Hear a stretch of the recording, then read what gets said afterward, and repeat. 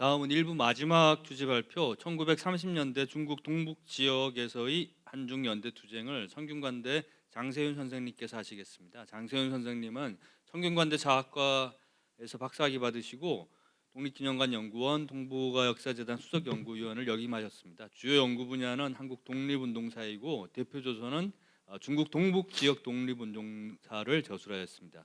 장세윤 선생님의 발표를 듣겠습니다. 박수 부탁드립니다. 예, 안녕하십니까. 오늘 세 번째 주제 발표를 맡은 장세윤입니다.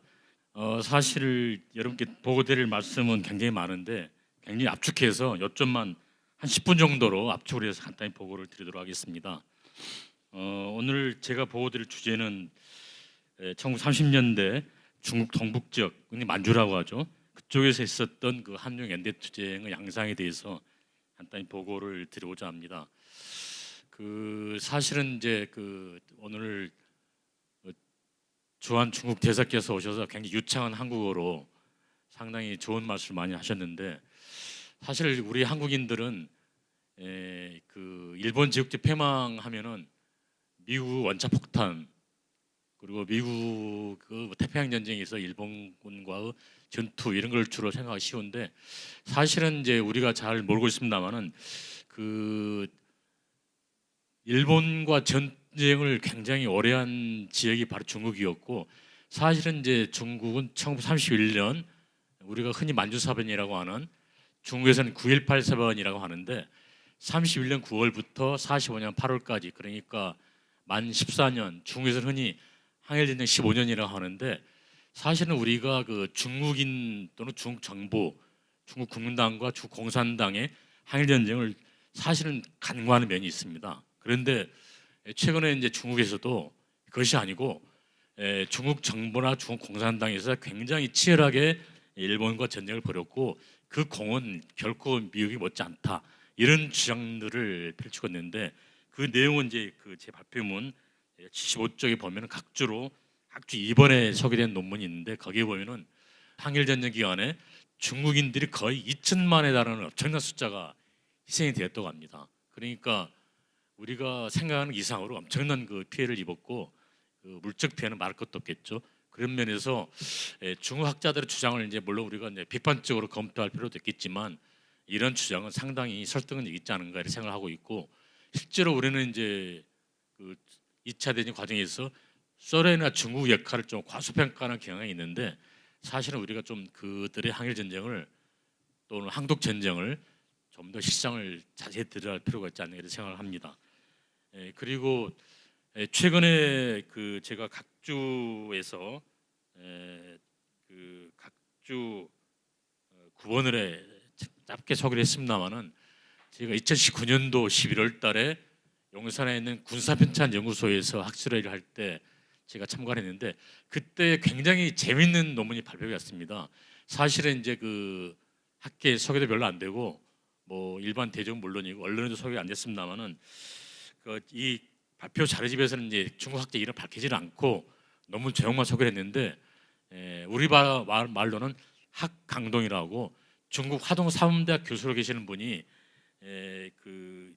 2차 대전 말기에 소련 체제 하에서 동부 항일연구 교도료라고 조직이 있었는데, 그 조직에서 활동한 내용을 보고를 했는데, 굉장히 센세이셔널한, 어떻게 보면은 새로운 주제를 했는데, 그 내용이 뭐냐면은, 이 학자 주장에 따른다면은 동부 항일 연합군은 종전에 중국 학계에서 공식적으로 중조 민족 양민족의 연합부대였다 이렇게 평가를 해왔는데, 그것이 사실은 좀 정치적인 해석이었고, 자기가 볼 때는 실상은 그렇지 않았다라고 하는 주장이 제기됐어요. 그래서 제가 그 자리에서 저도 발표를 했습니다마는, 발표를 듣고 이게 중국 학계에서 새로운 어떤 해석이 나오고 있는 것이 아닌가 이렇게 생각을 했습니다. 이런 주장이 앞으로 한중 관계가 이제 아시는 바와 같이 사드 문제로 조금 경색이 되고 하면서 상당히 특히 코로나19 이후로 이제 거의 3년 동안 학계에서도 이제 중국 학계 갈 수도 없고 중국 학자들이 한국에 올 수도 없는 상황이 됐는데, 앞으로 좀 더 새로운 해석을 좀 지켜봐야 되지 않나 생각이 드는데, 어쨌거나 이런 새로운 주장이 나오는 걸 보면서 우리 학교에서도 이 중국에서 항일 투쟁 그리고 중국 동북지방 만주에서 항일 무장 투쟁을 좀 더 관심을 갖고 열심히 연구를 해야 하지 않겠는가. 그리고 저는 여전히 특히나 만주 중국 동북지방에서 항일 무장 투쟁은 중국 공산당 죽공산 만주성위원회 주도로 되긴 했습니다만은 여전히 많은 한국인들이 참여했고 동북항일연구원 안에 주요 간부들이 한국인들이 활동하고 있었고 상당히 많은 한국인들이 참가하고 있었다는 점에서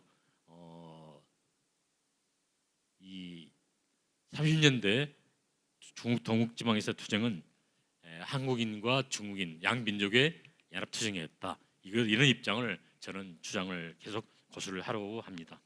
그래서 요지는 이제 말씀드릴 주제는 크게 보면은 네 가지 분야인데 첫째는 만주사변 이후 중국 9.18 사변 이후에 남만주에서 조선혁명군과 조선혁명당 국민보가 중국 국민당 세력과 힘을 합쳐서 싸웠다.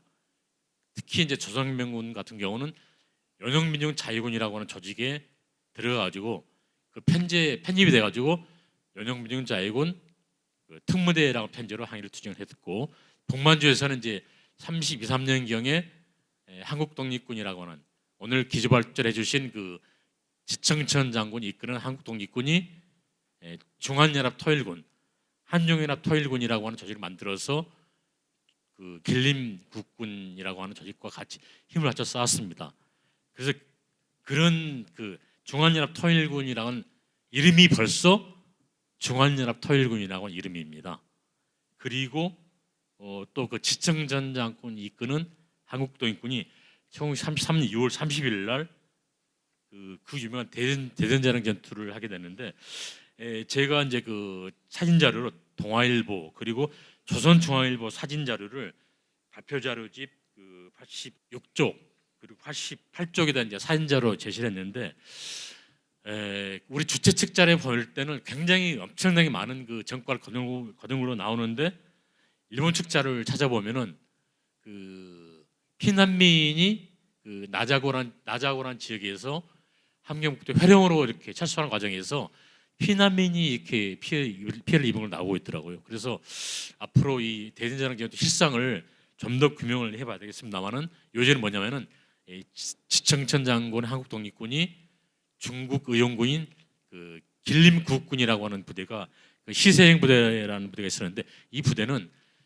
북만주에서 활동을 했던 마점산 계열의 말하자면 중국 장흥량 계열의 부대인데 장흥량 계열의 항일투쟁 부대와 합작을 해가지고 대전자령 어떤 기록은 이제 태평구로 나오기도 합니다만은 대전자령에서 길림국군과 연합을 해가지고 굉장히 많은 구수물자를 이제 빼앗은 걸로 나오고 있습니다. 그래서 적어도 우리 측 기록을 볼 때는 엄청난 전과를 거두고 나오고 있는데 아쉽게도 일본 측 기록으로는 좀 증명이 안 되고 있습니다. 그러나 이 동아일보, 조선일보 그리고 조선중앙일보 1933년 7월 9일자 기록을 찾아보면은 어쨌거나 일본군 보고 공식 보도 자료에 보면은 화물차 14대 그리고 우마차 200여 대 물량을 빼앗겠다라는 그런 기록이 나오고 있기 때문에 이것이 이제 실상은 여러 가지 해석이 나오고 있습니다만은 한중연합군이 거둔 크다는 전과로 북만주 지역, 동만주 지역에서 거둔 전과 아닌가 이렇게 판단이 됩니다. 그리고 이제 세 번째로 보고드릴 주제는 중국공산당 만주 조직 산하에서 항일 유격대, 연길, 화령, 훈춘, 왕청 항일 유격대 산하에서 많은 한국인들이 활동을 했고 또 33년 9월에 동북인민혁명군 조직이 되는데 이 동북인민혁명군에서 많은 한국인들이 활동을 했고 특히나 이제 유명한 김일성이 활동하게 되는 그런 조직도 동북인민혁명군 동북한연합군이었다 이렇게 말씀드릴 수 있다는 거죠. 근데 재밌는 게 뭐냐면은 발표 자료집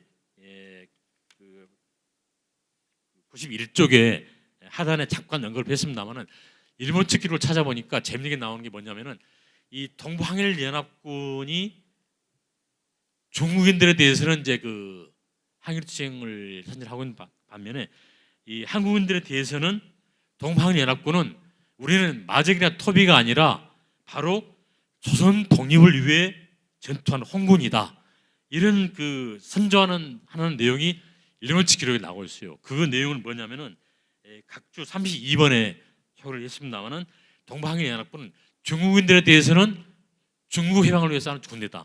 또 반면에 재밌는 게 뭐냐면 조선인들에 대해서는 우리는 조선 독립을 위해서 하는 군대다라고 하는 그런 그 선전을 하고 있는 것이 일본칙 기록에 나와 있다는 점에서 바로 동방항일연합군은 바로 중국인과 조선인이 연합해서 싸우는 그런 부대라고 하는 것이 실증적으로 증명이 되어 있다는 점이죠.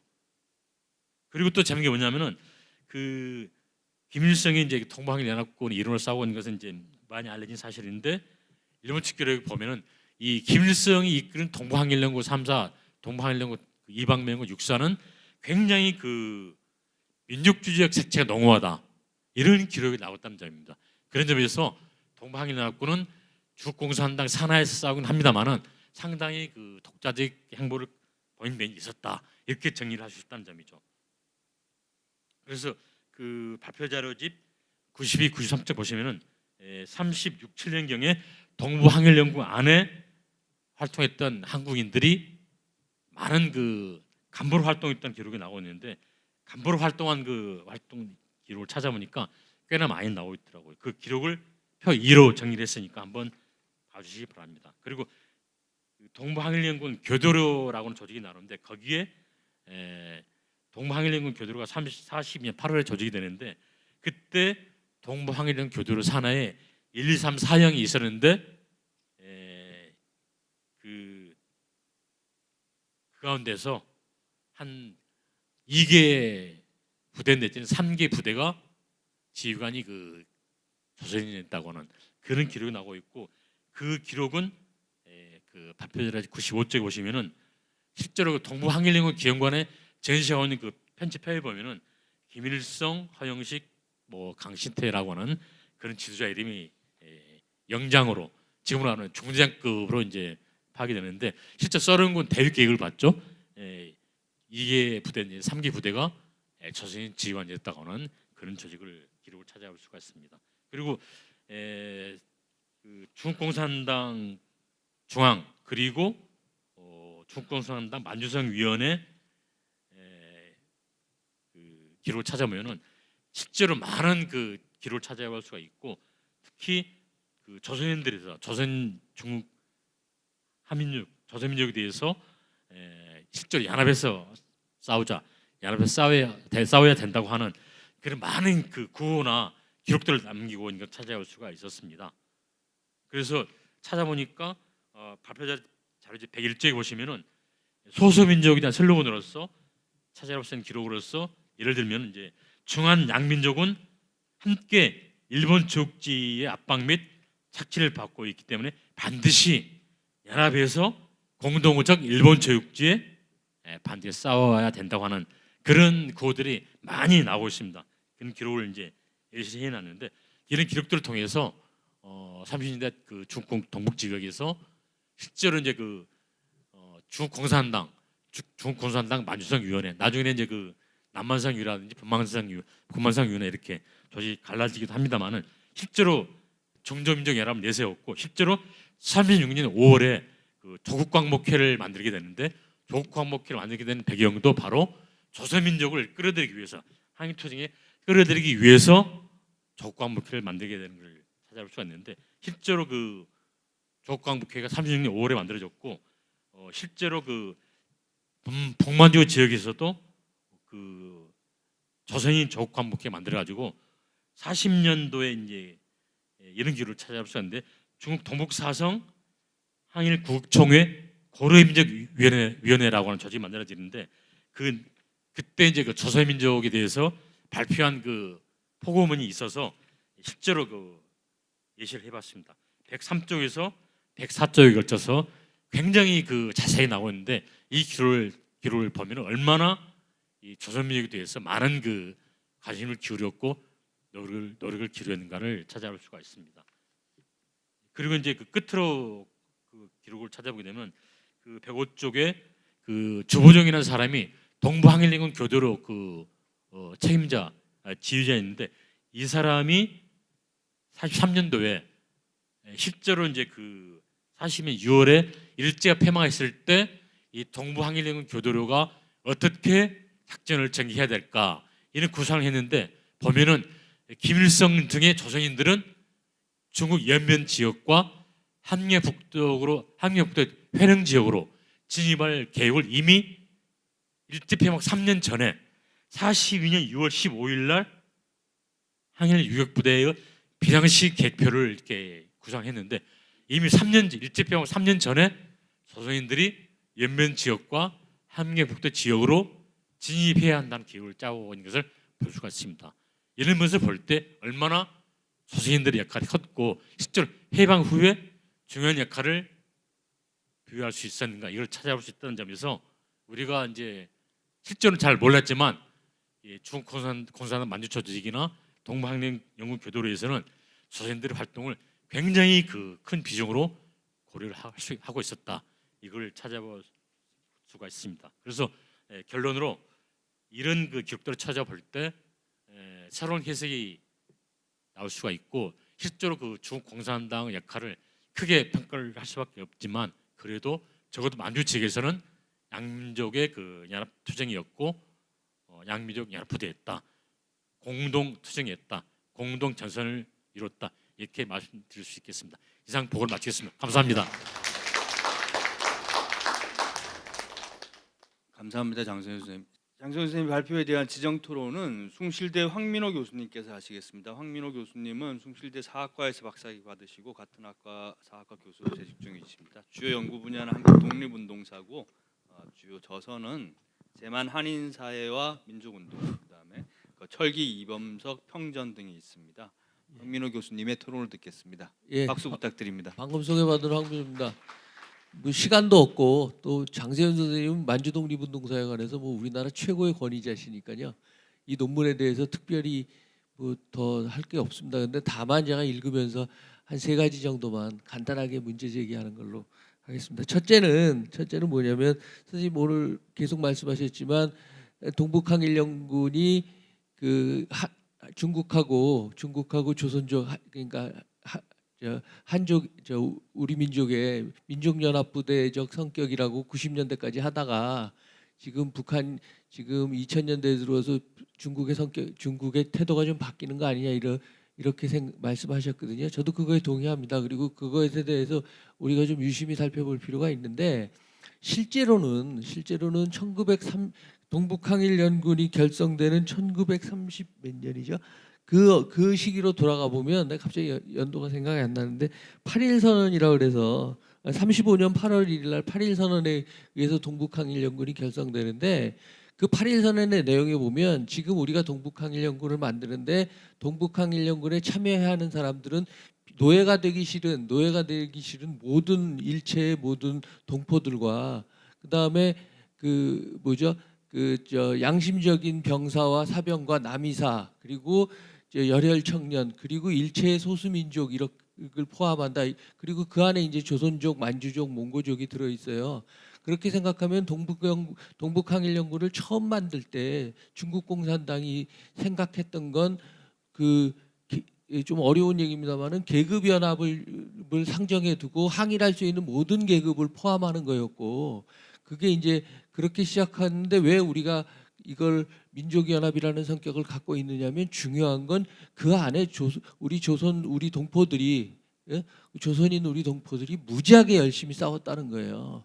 그러니까 동북항일연군이 민족연합이냐 계급연합이냐가 성격을 이해하는 데는 중요한데 오늘 우리가 한중수교 30주년을 기념해서 생각해야 되는 건 만주 지역에서 한인 공산주의자들이 얼마나 열심히 싸웠는가에 대해서 밝히고 그것에 대해서 중국 정부가 겸손한 마음으로 고맙다고 해야 되는 거 아닌가.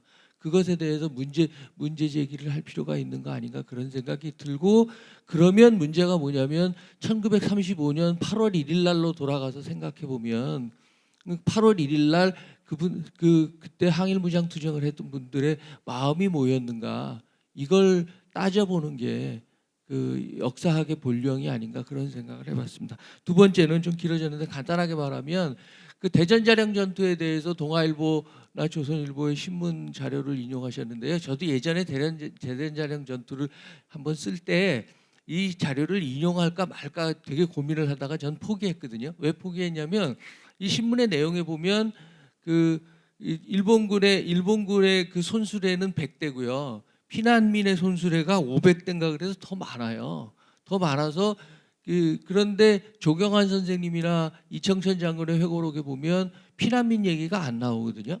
그러면 대전자령전도 이 기사가 맞다면 시기적으로는 비슷하고 장소도 비슷해서 이 기사가 맞는 게 저도 이 기사가 장세현 선생님이 말씀하시는 게 맞다고 생각하는 부분이 있는데 우리가 주의해야 할 건 뭐냐면 그러면 깨딱 잘못하면 이게 일본의 기록이 맞다면 피난민이 지금 훨씬 더 많은 피난민이 가고 있고 일본도 피난민 때문에 어쩔 수 없었다라고 기사에 쓰고 있기 때문에 전투의 실체를 좀 더 명확하게 파악하기 위해서는 이 기록이 맞을 가능성이 대단히 높은데 주변 상황을 증명할 수 있는 다른 사료들이 보강돼야 되는 거 아닌가 그런 의미에서 좀 더 검토해 볼 필요가 있는 거 아닌가 이런 생각이 들었습니다. 나중에 다시 말씀드릴 기회가 있으면 말씀드리겠습니다. 그리고 세 번째는 오늘 이제 이주신 선생님이 기조 강연을 하셨는데 저는 민생단 사건에 대해서 그 민생단 사건에 대해서 좀 더 자세하게 조사를 하고 우리가 이 문제에 대해서 한중수교 30주년을 기념해서 잊지 않고 지나가는 역사적 과제로 염두에 둘 필요가 있는 거 아닌가 그런 생각이 들었습니다. 예, 이 정도로 일단 토론을 마치겠습니다. 감사합니다. 네, 감사합니다, 황민호 교수님. 이상으로 일부 주제 발표와 지정 토론을 모두 들었습니다.